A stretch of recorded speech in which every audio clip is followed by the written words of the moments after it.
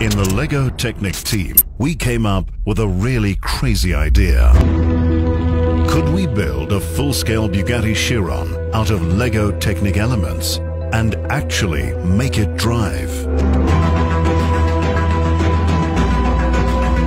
This is the story of how we did it.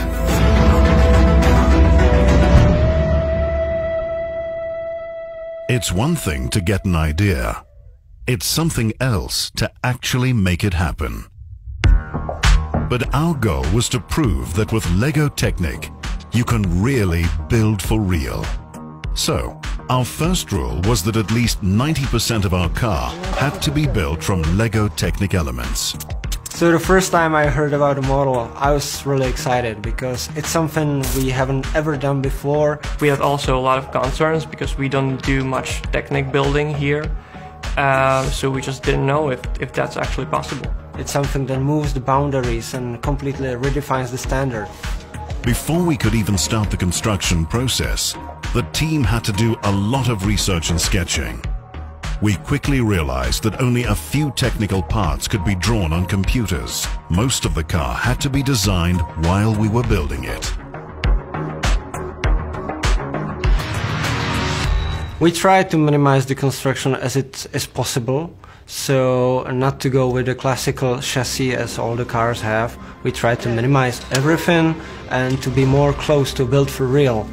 And that's the reason why, for example, now we have the A-pillar, the rear wing, or for example, door hinges made of LEGO Technic bricks. And it was a huge task for the team to build almost everything out of Technic elements. The real Chiron has very sculptural aesthetics with a lot of curved surfaces. Basically, there is no straight line on the car. So we had to come up with a way how to replicate the surface of the car with LEGO Technic. And for that we came up with this so-called skin. Basically the idea is we divide the surface of the car into very small triangles and then connect them with flexible elements.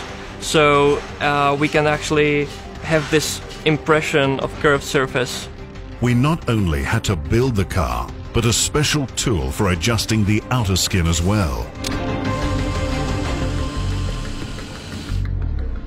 One of the key design elements of the original Bugatti Chiron is the unique light system. The iconic wide rear light bar is an integral part of the Chiron's DNA. So it was very important for us to reproduce the entire light system in the LEGO Technic version and make it work just like the original car. Well, as I heard for the first time the model is about to be movable, it was like, well, we can do that. And they told me then with this. So I was like, okay, we gotta work on it and come up with something. So we started testing. And it's a matrix of 7x7 motors in 2 layers and multiply it by 24. So you have 2,304 power function motors in the vehicle.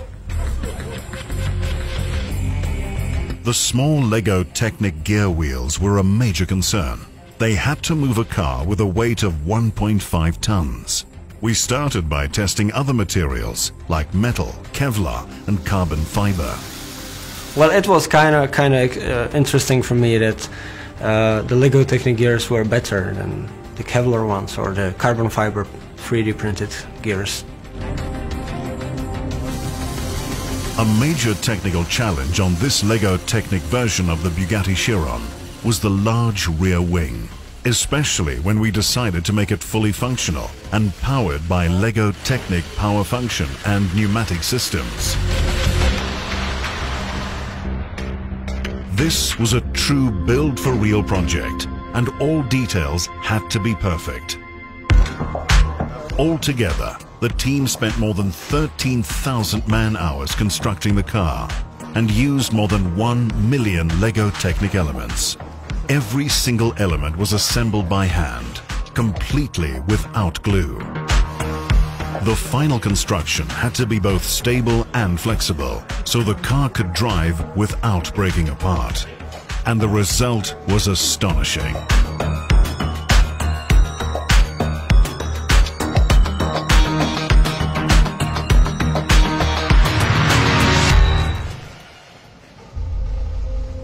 It was time to leave the workshop and head to the ultimate test track at Ihre-Lassin, outside Wolfsburg in Germany. The same track where Bugatti test drive their vehicles. Was it possible to build a car out of Lego Technic and make it drive using only Lego Technic power function motors? We were about to find out. There was only one person who could drive our car, and that was Andy Wallace, the official Bugatti pilot. He was ready, but was the car?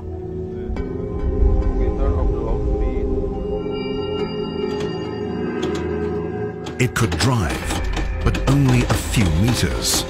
Something was wrong. Was this going to be a major failure instead of the success we dreamed of? The team had to quickly identify the problem and fix it. We disassembled the hood to gain access to the motor unit. The problem lay with the heavy metal chain in the center of the engine block, not with any Lego Technic elements or motors. The update is that we have opened the car and saw the engine, and we adjusted the chain, and we made some adjustments also regarding the position of the shafts. So right now it's kind of more flexed, so it should work. Everyone was ready, and so was the car.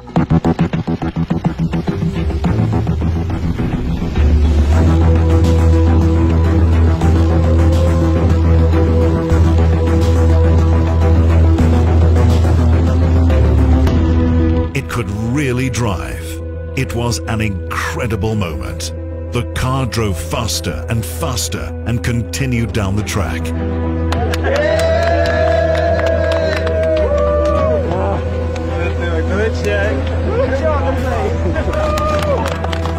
That was fantastic. Yeah. It really was, yeah. And it actually was gaining a lot more speed as we went along. Yeah, after all it's amazing. I mean, Wow. what else? This is why we came, and it's great. It's running under its own power. Every little piece that's on the real Chiron is there. And it's not until you sit and you look and you spend time taking it all in and enjoying the surroundings. But also, you know, okay, we know dynamically it runs very well, we know that. But if you stand 10 meters back between the Lego Chiron and the real Chiron, you really would struggle to tell the difference. I mean, seriously, it's that good. We did the impossible. We built a car out of Lego Technic elements and actually made it drive.